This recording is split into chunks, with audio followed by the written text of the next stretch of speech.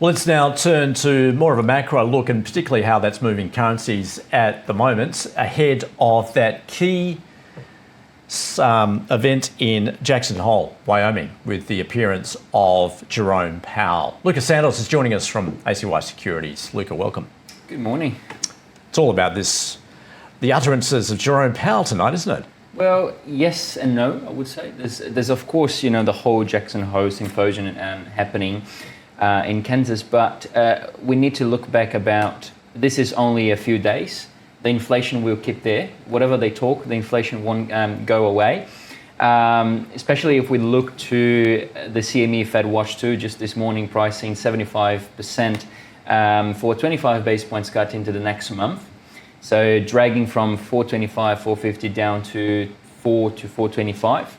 So it will be really interesting to see how they will talk and what they will talk actually about on the symposium event, on the Jackson Hole symposium event. Most likely, of course, we're going to get Lagarde, we're going to get the BOG there as well, of course the Fed. Not too sure if the BOC would go, just because they're not too friendly anymore, I guess. But let's see, it will be pretty fun to have all of them having a chat about the tariffs as well. Again, we can't forget that the Ukraine and Russia is still affect the economy and very heavily into energy and oil prices for the sector of the inflation. So we still have inflationary moves about, this has been going for since 2023 now, 22nd of February 2022. So it has been going for more than 3 years, 1,000 days now. So this is still dragged the inflation up. And then now Trump trying to come on and stop the war with talking with Zelenskiy on Monday. Of course, there's a few trade deals that they want to do between them. It will be really interesting as well if they bring that up into the Jackson Hole event. So, where are you seeing the trajectory of the US dollar? And particularly, obviously, given perhaps where the Fed's likely to take those rates? Well, if we look to the next few months, we are expecting a 50 basis points cut. Well, we were 75 a couple of weeks ago. And then we had the PPIs showing that there is still persistent inflation to the producer end, dropped to 50 basis point expectations, and now we're sitting there.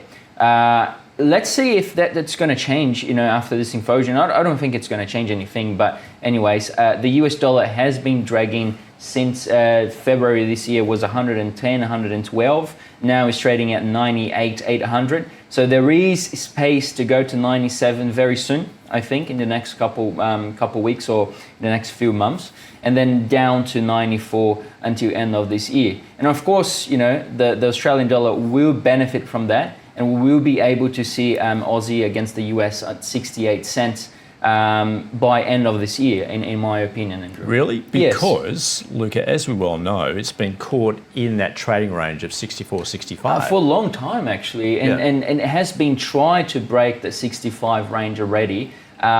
Was sort of a fail break, get back to the 64, and now we're trading in the middle of that range again. I think that the only thing is missing here for the Aussie to take off is a bit of weakness on the US dollar.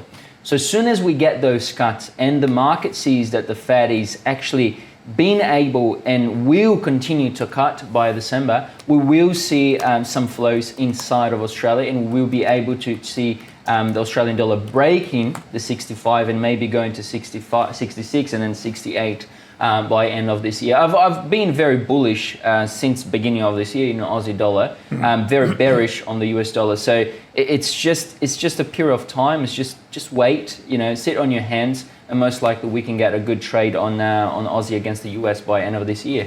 68 is my target, yeah.